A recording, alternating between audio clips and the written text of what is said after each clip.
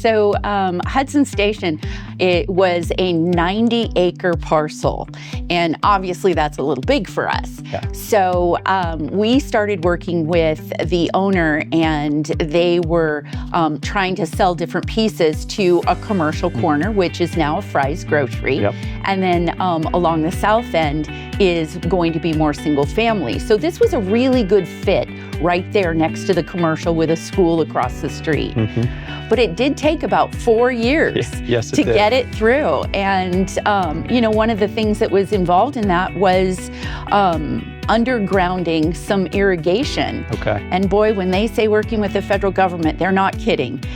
Just to move irrigation lines took 2 years for approval through the federal. So it was a while. But that, I think, was the biggest piece in the longest delay for the project. But the owner was willing to take care of that ahead of any other sales on the property. So that got all put out of the way, and we were able to utilize that time to work with the design. Mm-hmm. So coming back to both Torrent and Bowman, we said, hey, you know, we need to slim some dollars off this.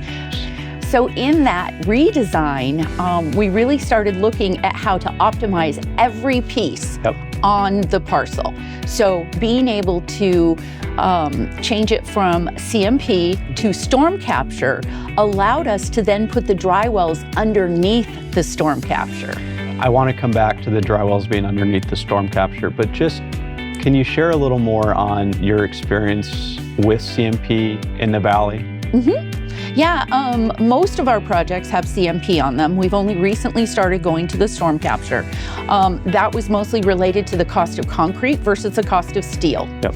When you talk about how fast one price changes versus another, it took it from CMP being the least expensive to it's neck and neck with the concrete. Mm-hmm. So we have an opportunity to do what I feel is a better product for installation. There are benefits to the StormCapture. It's very strong right out the gate. Yep. So we put it in the ground. We've got all these big excavators running over the top of it, and I don't have to worry.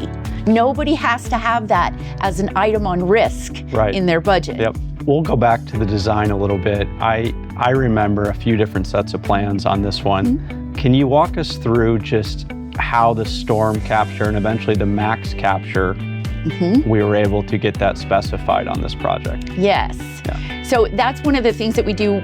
We choose a lot of our materials ahead of time and tell the engineer this is what we want.